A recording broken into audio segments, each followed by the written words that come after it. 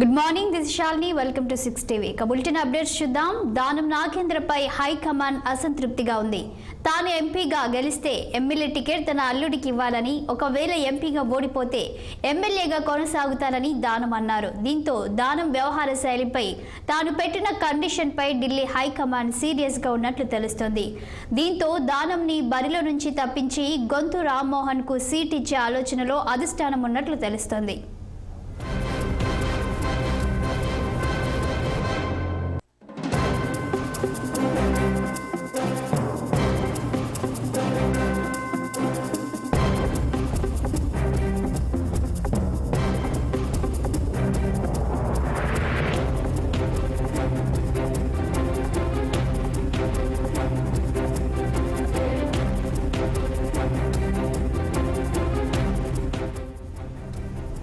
దానం నాగేంద్రపై హైకమాండ్ అసంతృప్తిగా ఉంది. తాను ఎంపీగా గెలిస్తే ఎమ్మెల్యే టికెట్ తన అల్లుడికి ఇవ్వాలని, ఒకవేళ ఎంపీగా ఓడిపోతే ఎమ్మెల్యేగా కొనసాగుతానని దానం అన్నారు. దీంతో దానం వ్యవహార శైలిపై తాను పెట్టిన కండిషన్పై ఢిల్లీ హైకమాండ్ సీరియస్గా ఉన్నట్లు తెలుస్తోంది. దీంతో దానంని బరిలో నుంచి తప్పించి గొంతు రామ్మోహన్కు సీట్ ఇచ్చే ఆలోచనలో అధిష్టానం ఉన్నట్లు తెలుస్తుంది.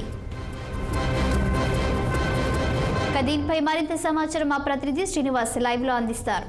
శ్రీనివాస్, చెప్పండి. ఇక దానం నాగేంద్రపై ఇప్పటికే హైకమాండ్ అయితే అసంతృప్తిగా ఉన్నట్లు తెలుస్తుంది. సో ఆయనకు సంబంధించి మీ దగ్గర ఉన్న సమాచారం ఏంటి? Thank you Shalini. Congress party Secunderabad parliament అభ్యర్థి విషయంలో కాంగ్రెస్ హైకమాండ్ సీరియస్గా ఉందని చెప్పాలి. ఎందుకంటే ప్రధానంగా బీఆర్ఎస్ పార్టీ ఖైరతాబాద్ ఎమ్మెల్యేగా గెలుపొందిన దానం నాగేందర్ ఇటీవల కాంగ్రెస్ పార్టీలో చేరడం జరిగింది. కాంగ్రెస్ పార్టీలో చేరిన దానం నాగేందర్ కొన్ని కండిషన్లతో కూడిన అంశాలతో కాంగ్రెస్ పార్టీలో చేయడం జరిగింది. అయితే సికింద్రాబాద్ పార్లమెంటు నుండి పోటీ చేయడానికి దానం నాగేందర్ అంగీకారం తెలపడం, అదేవిధంగా కాంగ్రెస్ పార్టీలో చేరడం జరిగింది. ఈ నేపథ్యంలో కూడా కాంగ్రెస్ అధిష్టానం దానం నాగేందర్కి సికింద్రాబాద్ పార్లమెంటు సీట్ని కేటాయించింది. ఈ నేపథ్యంలో కూడా ఏదైతే దానం నాగేందర్ పార్లమెంట్ అభ్యర్థిగా పోటీ చేయాలంటే ఖచ్చితంగా ఆ ఎమ్మెల్యే పదవికి రాజీనామా చేయాల్సిందని కూడా ఇటు కాంగ్రెస్ అధిష్టానం కండిషన్ పెట్టింది. ఈ నేపథ్యంలో దానం నాగేందర్ ఇప్పటికీ అంటే ఏదో ఎమ్మెల్యే పదవికి కూడా రాజీనామా చేయలేదు. మరొక వైపు ఇప్పుడు అంటే బీఆర్ఎస్ నుండి గెలుపొందిన దానం నాగేందర్ కాంగ్రెస్ పార్టీలో చేయడంతో ఇటు పార్టీలో అటు బీఆర్ఎస్లో గెలిచి కాంగ్రెస్ పార్టీలోకి వెళ్ళిన ఎమ్మెల్యే దానం నాగేందర్ని అనర్హుడిగా ప్రకటించాలంటూ కూడా ఇప్పటికే 2 సార్లు బీఆర్ఎస్కి సంబంధించిన ఎమ్మెల్యేలు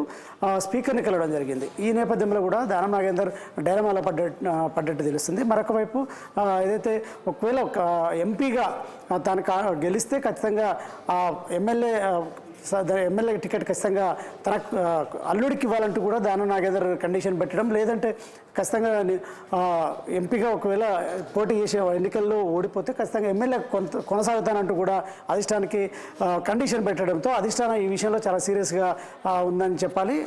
ఈ నేపథ్యంలో కూడా ఏదైతే నిన్న జరిగిన సెంట్రల్ ఎలక్షన్ కమిటీ కావచ్చు, ప్రదేశ్ ఎన్నికల కమిటీకి సంబంధించిన ఏదైతే కాంగ్రెస్ పీఈసీకి సంబంధించిన అంశాల్లో ఖచ్చితంగా ఈ వ్యవహారంపై సీరియస్గా ఉందని చెప్పొచ్చు. ప్రధానంగా ఏదైతే దానం నాగేందర్ ఇప్పటికంటే వెంటనే పోటీ చేస్తానని చెప్పినప్పటికీ కూడా ఇప్పటివరకు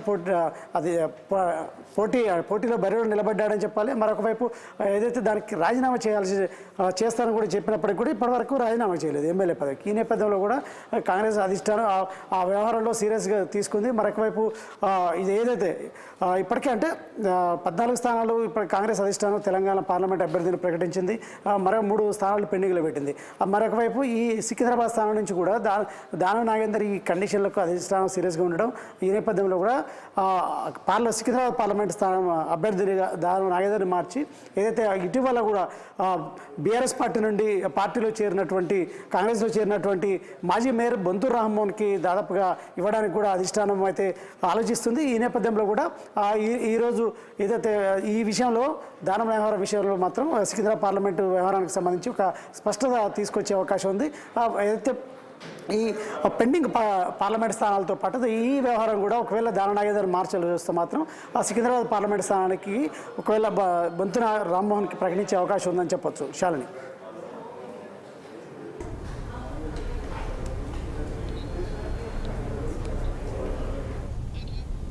థ్యాంక్ యూ శ్రీనివాస్.